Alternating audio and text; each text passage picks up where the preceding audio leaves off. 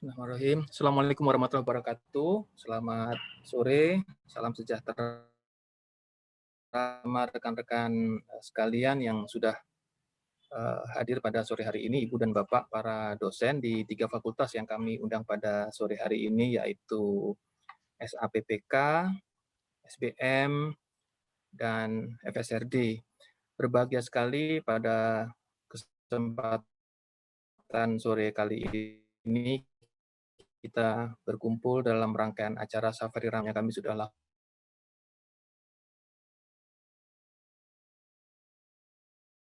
Kami menghadirkan kali ini kita mengundang Profesor Bambang Rianto untuk menyampaikan paparan. Beliau akan segera hadir di sini. Ada sedikit perubahan acara karena kesibukan beliau, tapi yang lebih istimewa pada sore hari ini kita kedatangan tamu, yaitu Profesor Wijaya Martokusumo, Sekretaris Institut Teknologi Bandung. Selamat sore Pak Wijaya, terima kasih sudah meluangkan waktunya. Mudah-mudahan Bapak berkenan tinggal sebentar di sini, barang 10-15 menit untuk menyapa teman-teman kita.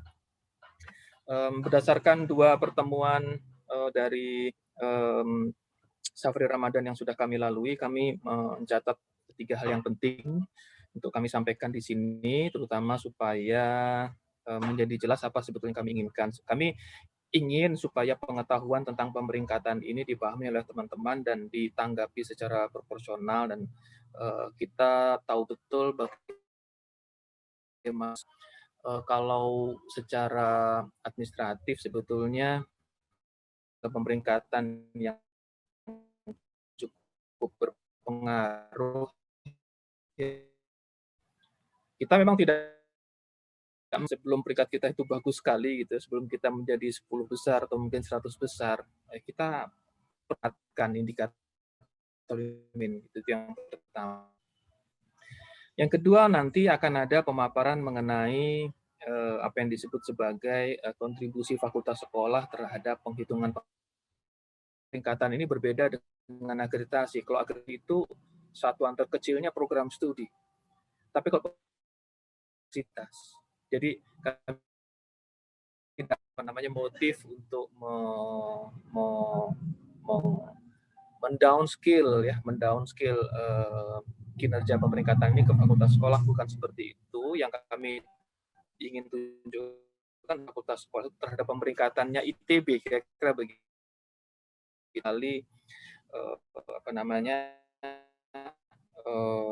Motif untuk membuat peringkat fakultas di dalam universitas itu yang kami ingin garis bawahi juga. Dan yang ketiga adalah apapun yang menjadi, biasanya memang selalu ada jalan untuk mencurangi begitu ya.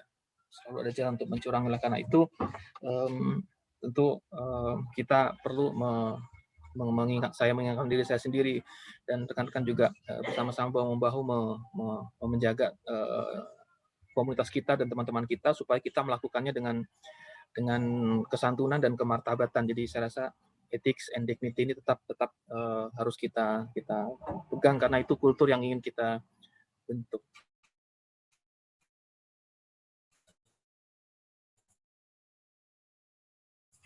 Nah, kembali ke acara ini, kami sudah menyiapkan subkan biasa mengelola program-program internasionalisasi yang kemudian sudah diinternalisasi ke fakultas sekolah dan UKP.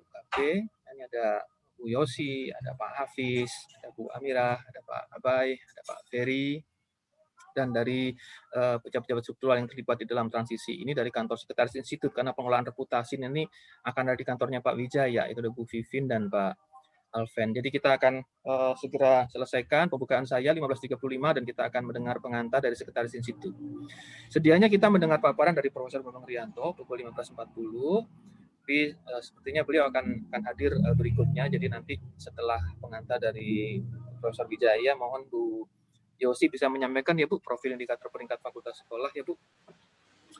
Dan ya, segera setelah Profesor Bambang bergabung, kita akan mendengar paparan beliau, dan semoga beliau kemudian berkenan untuk tinggal bersama kita untuk bertanya jawab. Pak Wijaya, waktunya juga tidak terlalu banyak maksud saya. Jadi setelah pengantar yang beliau sampaikan, beliau akan pindah ke tempat yang lain, begitu Pak Wijaya ya. Silakan Pak Wijaya. berkenan menyapa teman-teman kita.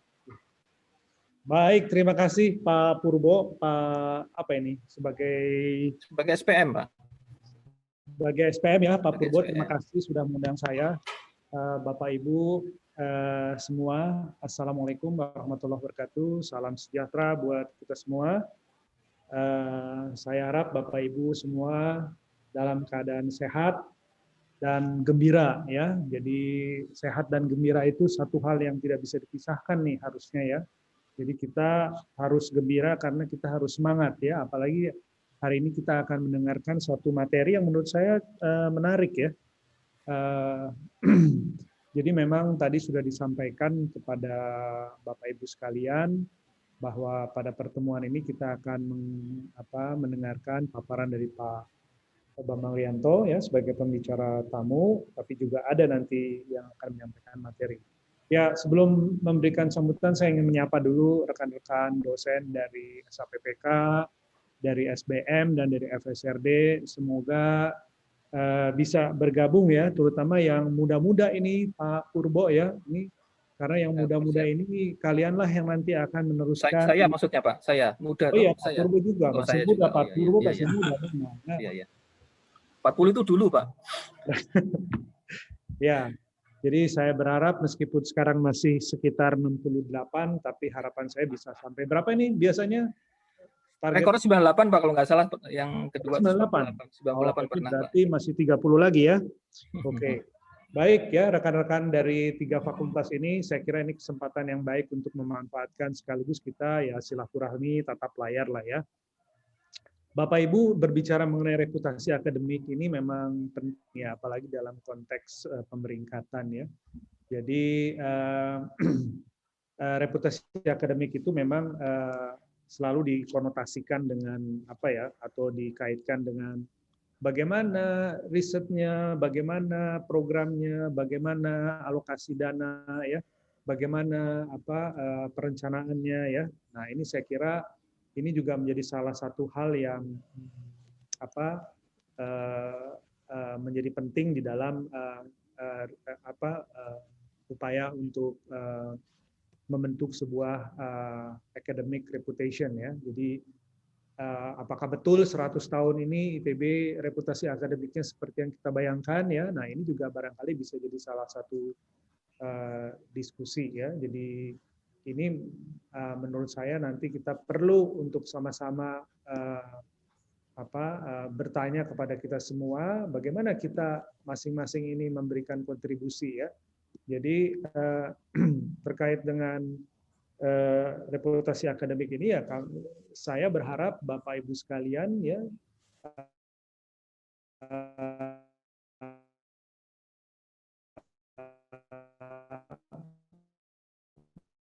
memiliki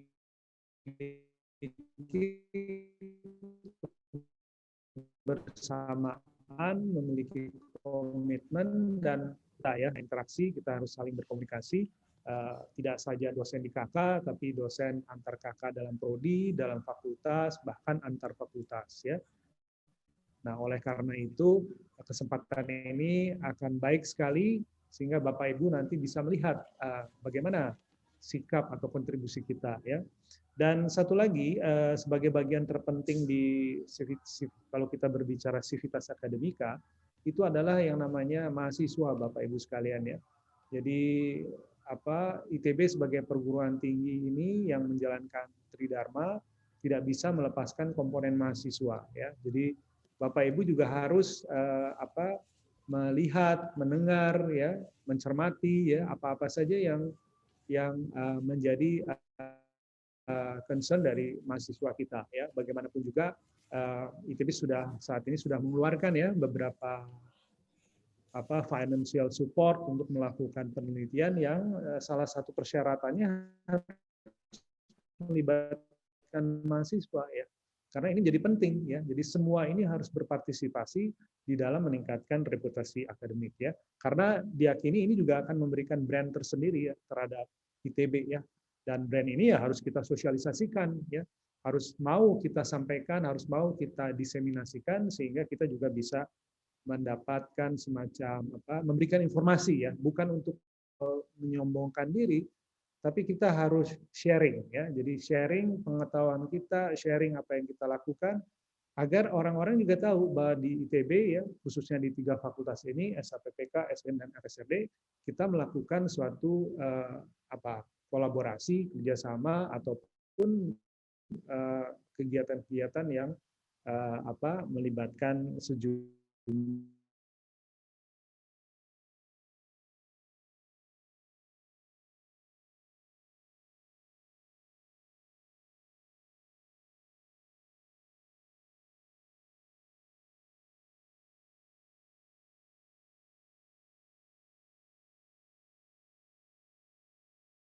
untuk berpartisipasi ya, dan saya kira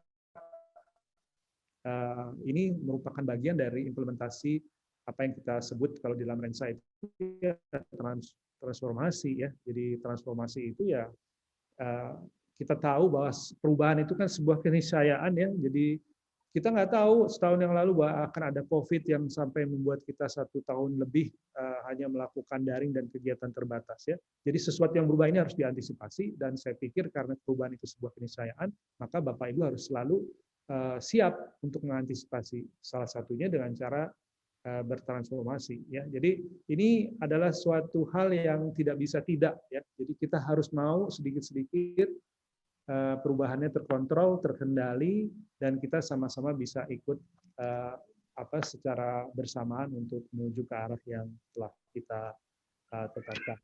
Bapak Ibu, jadi demikian apa yang ingin saya sampaikan. Semoga apa yang kita dengarkan pada acara Safari Ramadan kali ini bisa kita manfaatkan dan bisa kita jadikan bahan pembelajaran untuk kita semua. Kepada teman-teman SPM yang sudah bekerja keras untuk menyediakan dan mempersiapkan acara ini, saya mengucapkan banyak terima kasih juga kepada semua rekan-rekan dari 3 fakultas, FSRD, SBM, dan SPPK. Jangan lupa selamat menikmati, dan buat mereka yang berpuasa, selamat menjalankan ibadah puasa. Pak Purbo, demikian yang bisa saya sampaikan. Saya nggak tahu Pak Bambang Rianto sudah hadir belum, tapi kalau sudah hadir, Pak Bambang, selamat datang. Terima kasih atas kehadirannya ya. Ya, mohon maaf nih saya duluan.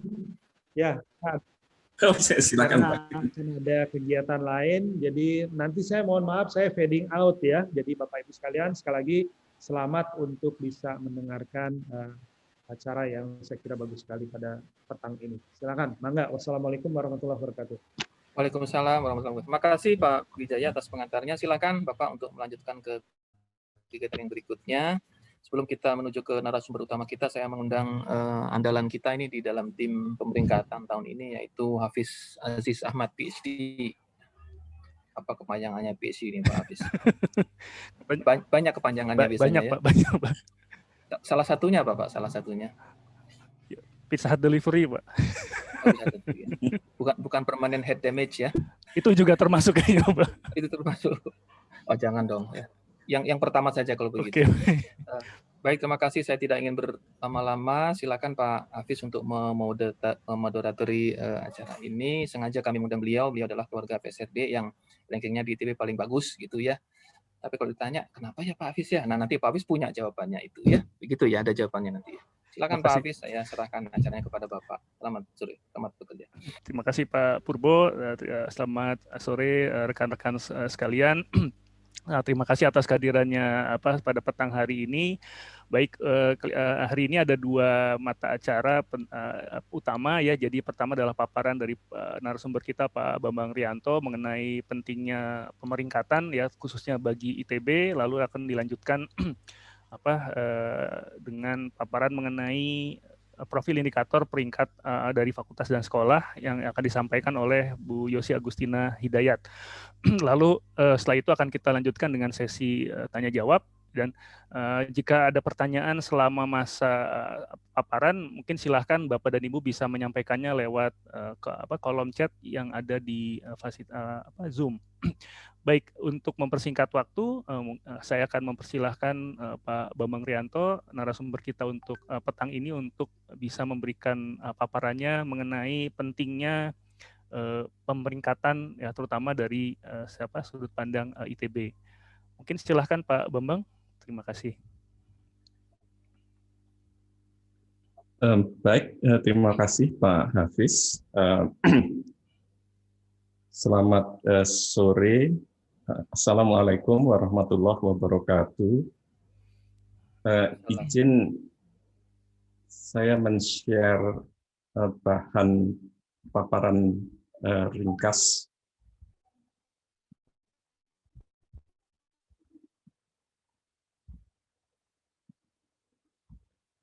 Apakah sudah dapat dilihat Bapak Ibu sekalian? Sudah Pak. Sudah ya. Baik, jadi saya kira belakangan ini kita ya di perguruan tinggi di Indonesia sempat berkembang diskusi gitu ya, atau mungkin kadang-kadang perdebatan, lalu diskusi, pembahasan mengapa kriteria dari satu ranking dengan ranking lain berbeda, dan mengapa posisi ITB terkadang bagus, gitu, tapi di pemeringkatan yang lain itu kurang bagus. Saya mulai dari mengapa kita perlu untuk memperhatikan tentang pemeringkatan dunia. Paling tidak selama ini ITB fokus pada QS dan Times Higher Education Ranking.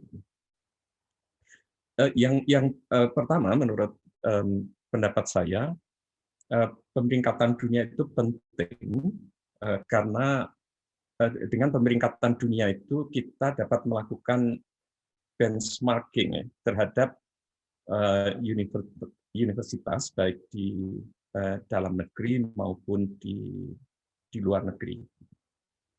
Jadi karena ada kriteria di situ yang saya kira banyak di antara kriteria itu yang sifatnya universal, dan dengan itu kita bisa melakukan perbandingan bagaimana posisi kita terhadap universitas lain di dalam negeri, dan bagaimana pula dibandingkan dengan katakanlah negara-negara tetangga kita seperti Malaysia, Singapura, Thailand, maupun beberapa universitas di Asia. Jadi pemeringkatan dunia menurut saya penting. Tetapi kita juga ingin bahwa upaya kita terhadap peningkatan kualitas dari aspek pendidikan, riset, inovasi, mungkin termasuk kerjasama dan sebagainya, itu tidak bersifat kosmetik. Jadi kita ingin peningkatan kualitas yang lebih esensial atau yang lebih fundamental. Yang kedua, kita perlu memperhatikan pemeringkatan dunia itu karena dengan itu kita bisa melakukan evaluasi diri terhadap sejumlah kriteria yang dipergunakan oleh masing-masing pemeringkatan universitas. Itu pada kriteria apa kita sudah bagus, pada kriteria apa yang kita masih memerlukan perbaikan gitu. Dan itu tentunya bisa kita pelajari dengan mencermati indikator yang dipakai oleh masing-masing pemeringkatan universitas itu. Jadi ini juga penting untuk evaluasi diri kita. Yang ketiga, posisi kita di berbagai pemeringkatan itu kita perlukan untuk melakukan perbaikan secara berkelanjutan. Saya kira setiap organisasi, terlebih lagi perguruan tinggi, itu perlu melakukan continuous improvement. Jadi kita perlu melihat katakanlah indikator yang pada tiap tahun itu apakah kita melakukan perbaikan atau mungkin mengalami penurunan, dan karena itu perlu diperbaiki secara lebih berkelanjutan. Nah, pada sisi yang lain, posisi kita di pemeringkatan dunia itu juga memperlancar dan mendukung, bahkan ini secara langsung ya, terhadap hubungan dan kerjasama dengan berbagai pihak di luar negeri. Jadi saya berpengalaman bertemu dengan pimpinan berbagai perguruan tinggi semasa masih menjadi WRFIM pada periode yang lalu. Dan dalam pertemuan-pertemuan itu seringkali mereka melihat bagaimana posisi ITB di pemeringkatan dunia. Jadi mereka akan memandang kita itu juga dengan melihat posisi kita di pemeringkatan dunia di QS misalnya. Bukan hanya peringkat keseluruhan, tapi juga peringkat per faculty dan per subjek. Jadi misalnya di bidang mechanical engineering itu kita ada di posisi berapa, di bidang arsitektur, di petroleum, di art and design dan sebagainya. Yang kebetulan untuk art and design itu kita punya posisi yang cukup baik di dunia dan terutama di Indonesia. Jadi saya kira ini apresiasi juga untuk Bapak Ibu yang ada di Fakultas Seni Rupa dan Desain.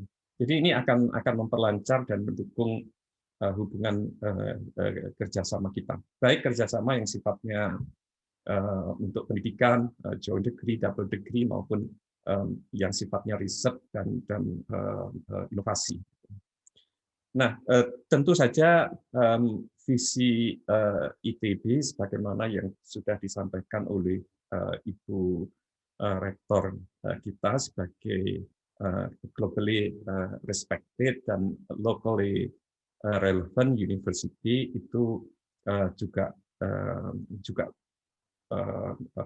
didukung juga oleh posisi kita di berbagai pemeringkatan dunia. Pada dasarnya kita ingin menjadi world class university dalam arti yang sebenarnya, juga memiliki relevansi terhadap kebutuhan lokal. Jadi ada sementara pandangan yang barangkali melihat kita tidak perlu mengejar ranking, yang penting adalah kita berkontribusi untuk masyarakat, untuk nasional.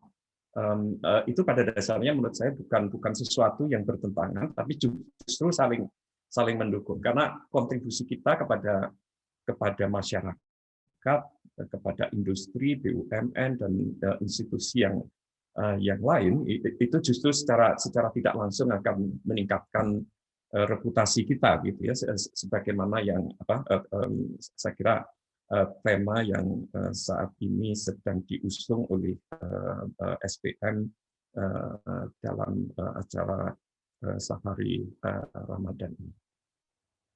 Nah, pada dasarnya berbagai macam pemeringkatan yang masing-masing punya semacam fokus atau indikator yang jadi penekanan di masing-masing pemeringkatan itu dapat kita pandang sebagai cermin, gitu ya. Jadi kalau bisa dengan cermin apapun wajah kita itu ya bagus, gitu. Itu akan lebih baik bagi kita.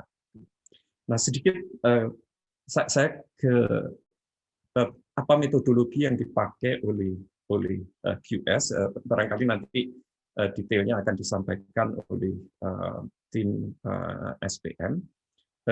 Jadi reputasi akademik ini memiliki bobot yang tinggi, 40%. Kemudian reputasi dari sisi employer, jadi mempekerjakan atau merekrut lulusan-lulusan kita itu ada di sekitar 10%, faculty student ratio itu 20%, citation per faculty 20%, international faculty ratio itu 5%, dan international student ratio itu 5%. Ini kalau tidak berubah ya, yang terakhir masih benar ya Pak Pur, kurang lebih seperti ini ya. Masih Pak, masih seperti ini. Ya. Betul. Jadi reputasi akademik memiliki bobot yang paling tinggi di dalam indikator yang digunakan oleh QS, dan kalau kita bisa memberikan effort peningkatan kualitas yang akan memberikan dukungan pada reputasi akademik kita ini, tentu itu akan baik. Nah, Times Higher Education Ranking itu memberikan bobot yang sedikit agak berbeda, dan pada beberapa poin itu lebih detail. Jadi teaching misalkan itu diberikan bobot 30%, riset 30%, citation 30%, international outlook 7,5%, dan industri income itu 2,5%. Saya rasa salah satu yang membedakan Times Higher Education dengan QS itu antara lain pada aspek industri income dan aspek citation yang lebih tinggi bobotnya. Karena lebih tinggi bobotnya di citation, memang kebanyakan Universitas Indonesia agak terengah-engah itu di THE ranking. Nah, masing-masing bobot teaching, research, international outlook itu kemudian dirinci ke dalam kriteria atau indikator yang lebih detail.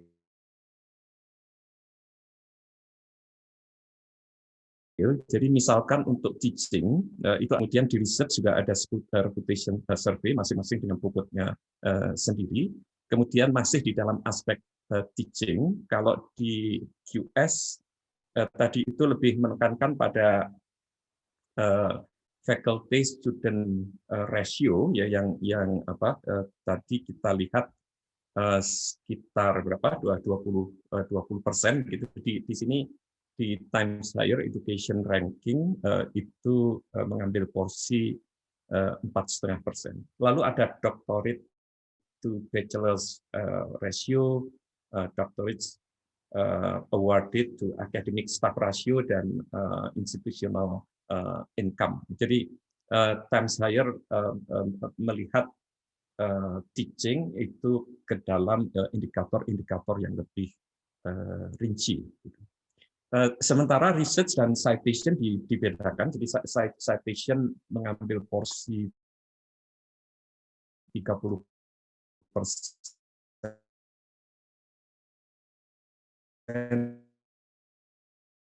dan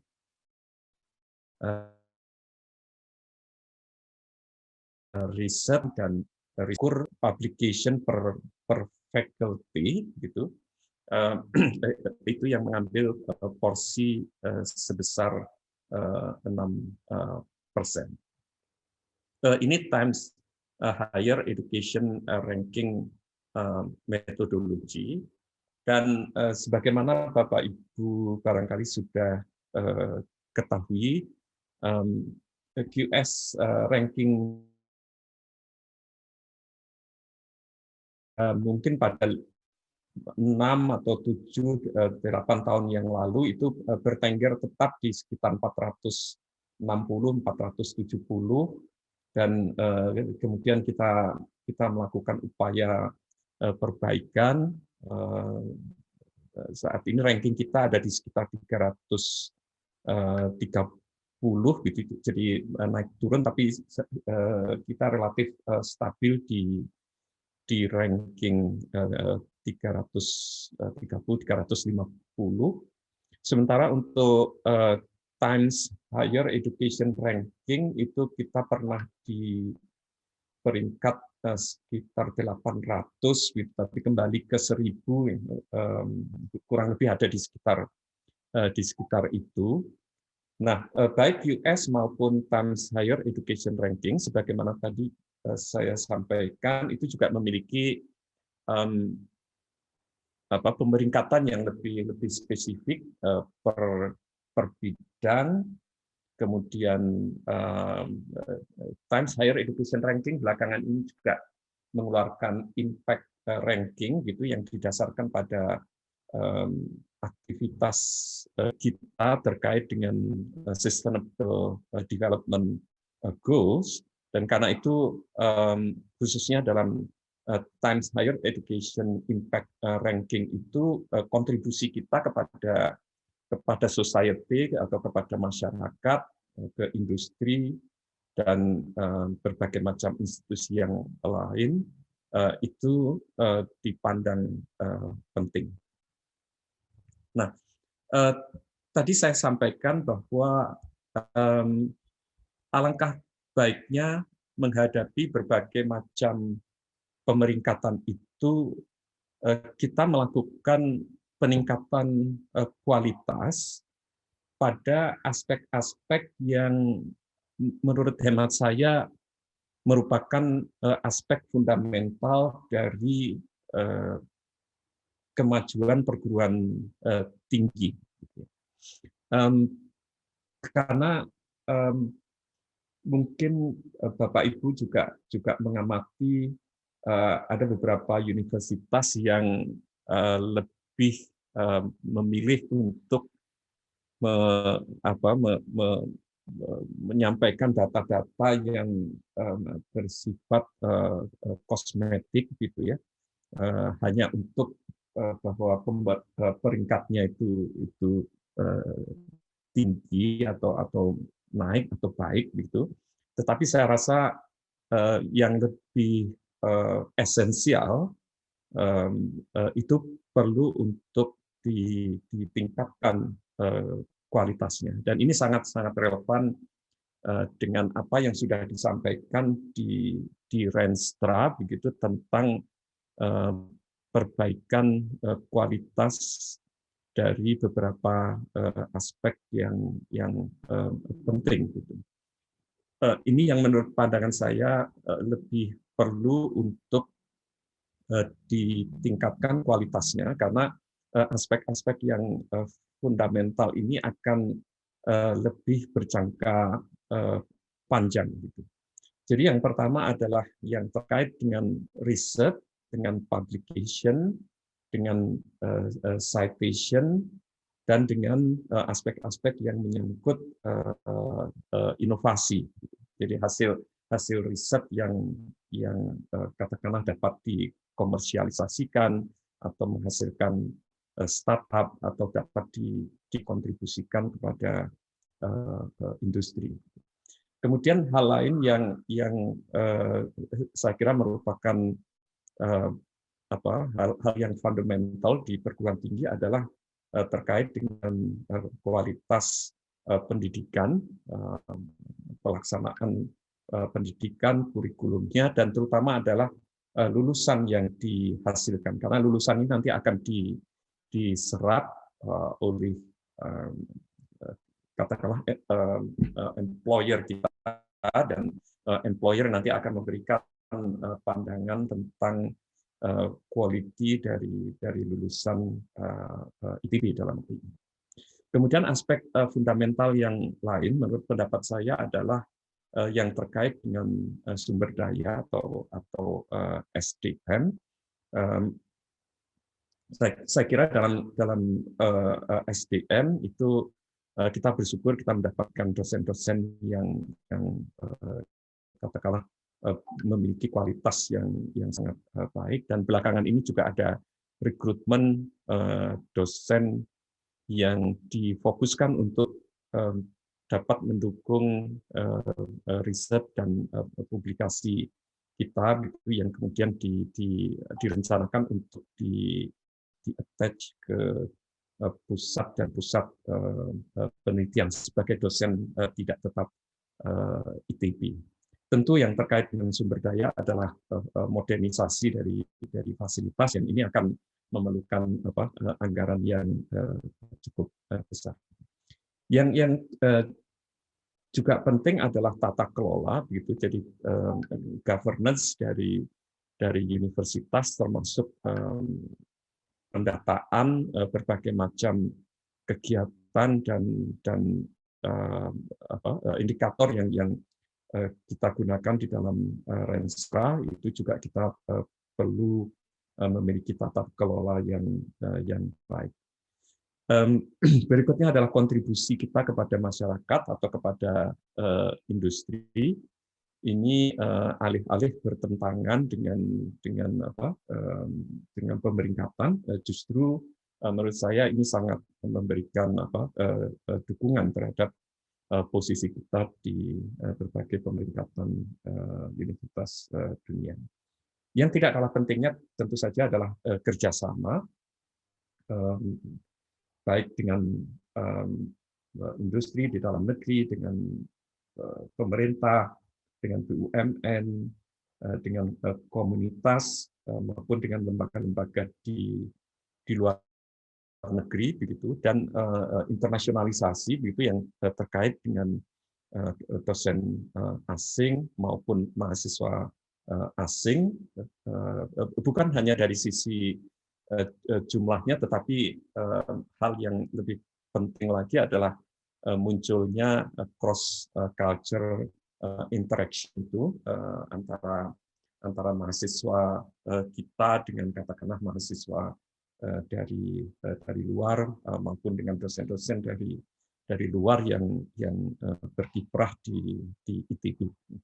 Saya kira demikian Bapak Ibu yang dapat saya sampaikan, dan saya kira analisis yang sudah dilakukan oleh tim WCU di SPM mengenai reputasi, pentingnya kita meningkatkan reputasi ITB, itu akan memberikan katakanlah dukungan terhadap peningkatan kualitas dari aspek-aspek yang esensial ini.